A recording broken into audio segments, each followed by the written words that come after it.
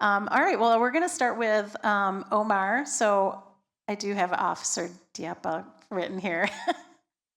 He's like, I'm really pretty informal. You can call me Omar, but just want to say thank you so much for taking the time to be with us here today. I know that your time is very valuable.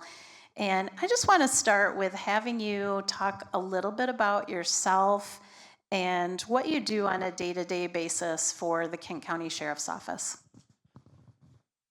So in my personal life, I've been happily married for 13 years. I've got 4 children. My kids are not in college yet, between 10 and 3. So I have the worry of what they're doing in the back seat, constantly screaming, "Don't do that as we drive." I'm the guy that won't even let them eat a bag of pretzels because I'm worried about the crumbs that are going to fall on the ground. So kudos to you. I'll get there eventually. In my professional life, I started at Grand Valley State University. I was there for 3 years prior to moving over to Kent County Sheriff's Office. I worked road patrol for several years. I trained all the new officers on nights and weekends and holidays. Took a lot of people to jail for making poor choices and had a lot of fun. Um, After starting to have children, my wife begged me to find a day shift spot, and a unique position arose, and it's in our community services division. So I put in for that. I am now working for Ada, Cascade, and Grand Rapids Townships. And I'm kind of the liaison between the sheriff's office, the township, and the residents of those 3 particular townships. So I give out my business card to everybody and say, call me with any small issues you have that I can help you as time allows. I take care of the long-term neighborhood disputes. Uh, I always look at it as the road patrol will go and take a call and put a Band-Aid on a big issue, and then I get the phone call with, "Hey, Omar, we need some additional problem solving. Can you go and address this issue a little bit further?" I do a lot of our education. Active shooter trainings, as of recently, has been probably our #1 sought after training. So I teach businesses, churches, the community all about how to react to critical incidents, one of which is the active shooter situations. And then I kind of have my niche at the sheriff's office. I'm part of a group, we're called DREs, so we're drug recognition experts. I'm one of only 149 law enforcement officers in the state of Michigan with that certification, and one of only 25 instructors that have that certification in the state, where I teach people how drugs and other substances can influence the human body, and how we can proactively go out and look for people under the influence of these substances and get prosecution for people if we can prove that their ability was lessened. In addition to that, some of my fun things on the side, I am an instructor at one of our local police academies, where one of the things I teach is introduction to traffic. So I have a lot of experience in this particular realm, and I'm excited to share some of those experiences with all of you. Wonderful. Thank you, Omar.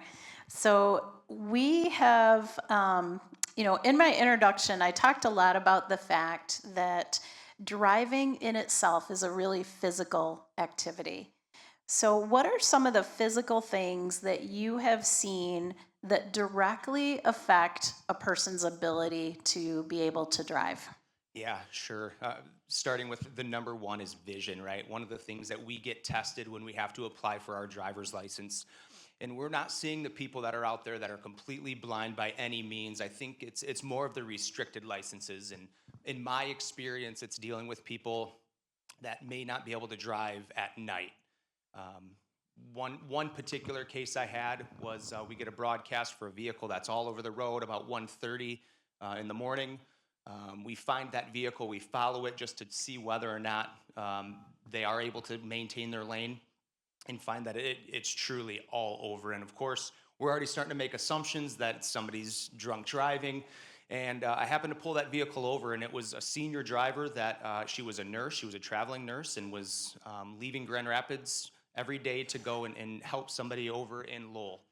And in the middle of the night, when she's on her way home, despite having a restricted license and not being able to drive at night, she says, "This is really my only option, particularly at this time of day, to get to and from my job." So we'll talk about a little bit later about things that we can do as an agency and as a whole to get them re-examined. But it's kind of a bummer for us because she has somewhere she needs to go. She can't retire yet. She needs to be doing these particular things to maintain her home and her lifestyle. And I have to make that choice on what it is that I can do in that particular instance, and we'll talk about an option we have. Something else we see is hearing. It's obviously extremely important to be able to hear while you're driving your vehicle.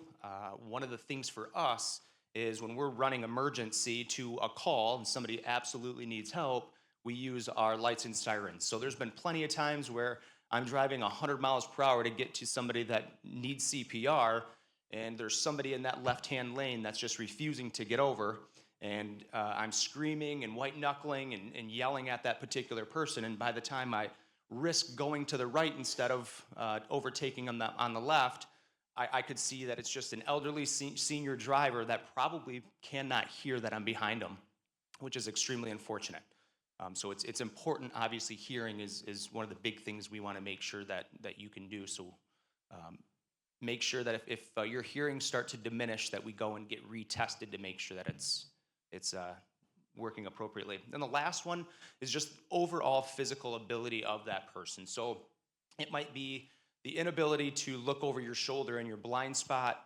It might be the inability to depress the brake instead of the gas pedal.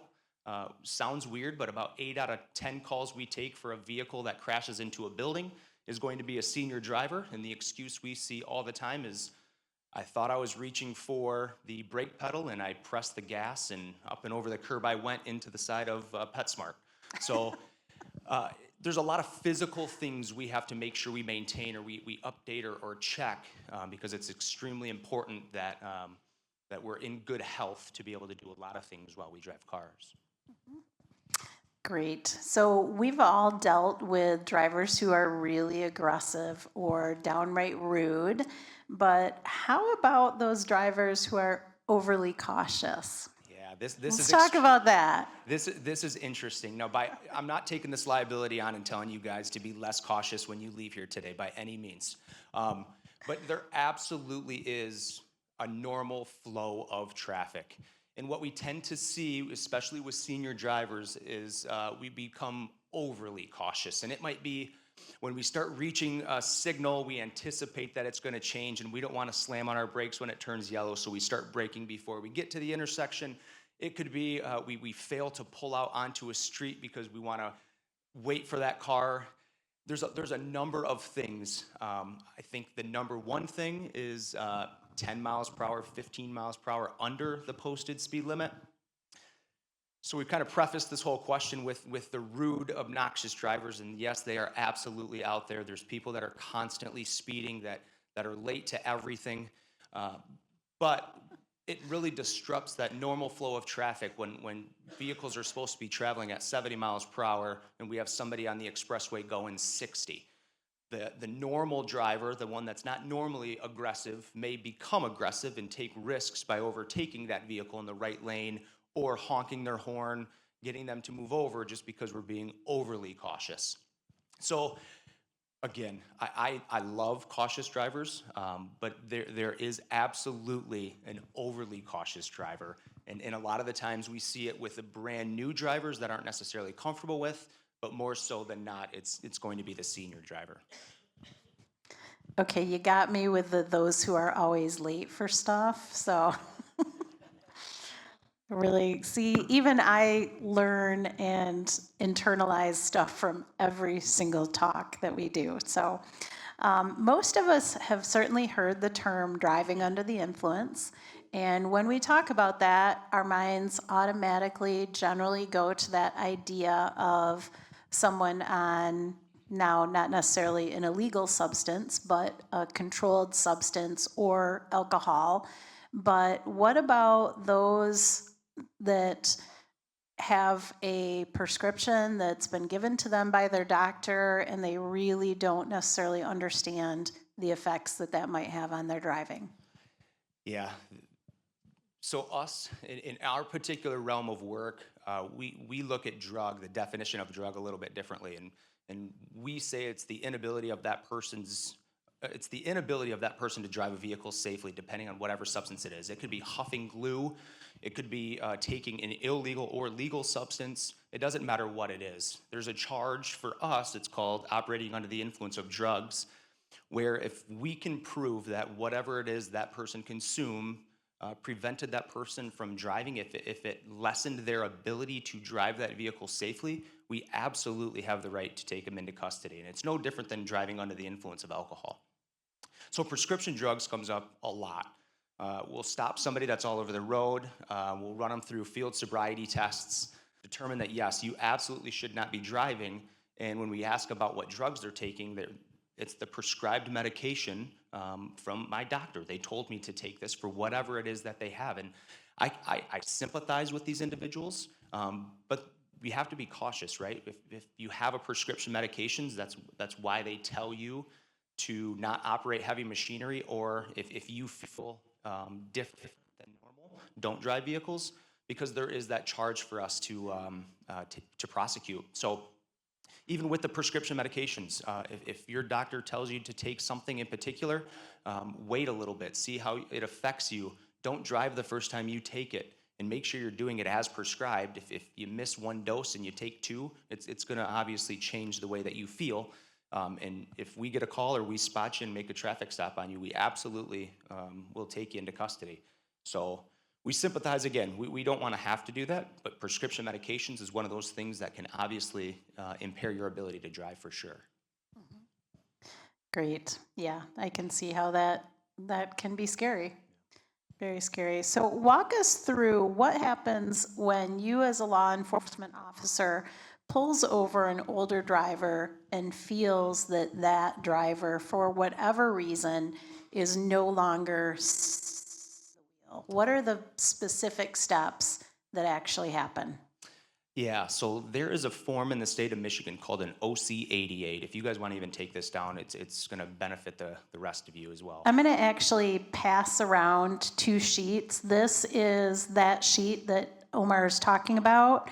And then I also have some safe driver options. And we're going to be sending these out in an email with the follow-up email once the video is out. But so what that form is if we believe that somebody should not be driving for whatever particular reason, they've got a medical condition, they've got some physical issues that's going to prevent them from being able to drive safely, we simply submit that particular, it's a PDF form right online. We fill it out and we ship it off to the Secretary of State.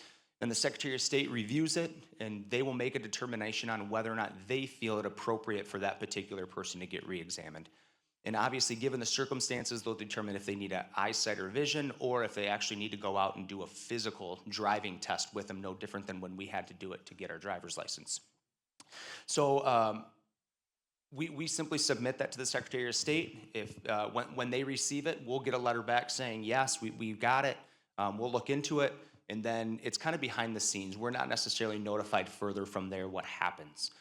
Now, the great thing is we have the ability to do that, and the downfall to it is that example I told you a little bit earlier where that female was all over the road, the nurse at 1:30, we actually got 3 or 4 more calls after that. So that particular day, I happened to call family member, woke up daughter in the middle of the night. Daughter came and picked up mom and took her home. I submitted that form. Secretary of State the next day said, yep, we got it. We're happy to bring her in for a re-examination, but there's some downtime, right? There's a couple weeks that pass before they can get that particular person in, and over those next few weeks, we got 3 more calls around the same time from that same particular person in the same area driving home because she has to work. So it's still dangerous, despite submitting that form and letting the Secretary of State handle it. We still have to let that person drive their vehicle and hope that they don't just look past their restrictions. Yes, we can cite them for driving on a restricted, but again, is that going to stop that person from doing so the next day? Absolutely not. So it takes some time, but that form, it's great. It's open for you guys to submit on a family or a friend. It's open for law enforcement to submit on anybody that we see it necessary for. So again, it's an OC-88. If you just Google OC-88 Michigan, it pops up as a PDF. You fill it out right online, hit submit, and everything's kind of taken care of behind the scenes. Okay. So, what are some personal stories that you might have other than the one that you've already told? Yeah. So one of my favorite, just because we became great friends, whether she remembers it or not, was an issue I had with a dementia patient. Elderly senior driver that, this is fun. About 3 in the morning, I'm just driving around doing proactive work. I'm looking for drunk drivers and see this particular vehicle all over the roadway. And I'm like, oop, got one. Happened to stop her. And again, at 3 in the morning, I'm like, hey, you seem lost. Because I'm not going to ask her about drinking at this point. She didn't look like she would be one to be drinking and driving. And she tells me that she is on her way to Ada to get her hair done. So we have a good conversation back and forth. Clearly, I find out later that she's having some mental health issues, of course, dementia. And it took a lot of convincing that it was 3 in the morning, but she was adamant. She says, I like to get there a little bit early. I hate waiting. I don't want to set a bad example for my hairdresser. But she was done to the nines. She looked great. She was ready for that appointment. I happened to talk to her daughter. I called daughter. Daughter has been going through this, hey, Mom, you're not supposed to be driving anymore. And she's been trying to work through that process. But she didn't feel comfortable taking keys from Mom or taking the vehicle from Mom and never consulted with us in law enforcement. So I think this was kind of that, aha, now we have a way to kind of prevent Mom, and hopefully she'll understand that I shouldn't be driving anymore. So the mental health is, we see it all the time, people that are driving way out of state thinking that they're going somewhere in particular and they're a long way from home. We get the hair appointment at 3 in the morning.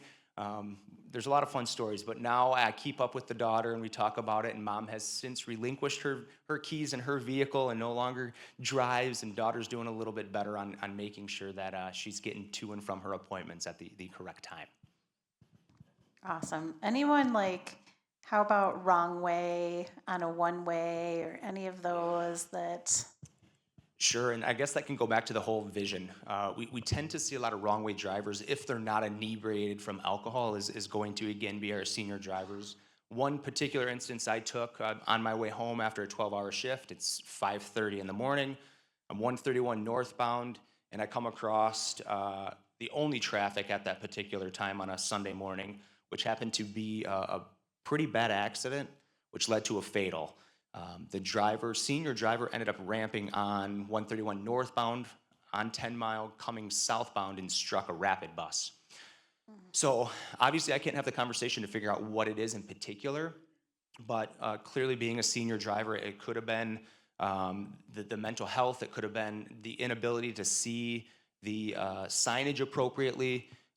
But unfortunately, she passed, and we can't have that conversation. But we tend to see it too much, where we're having a lot of senior drivers that are causing accidents unintentionally, of course, that I just wish there's ways to prevent things from getting to that extreme a little bit sooner. Awesome. Omar, thank you so much.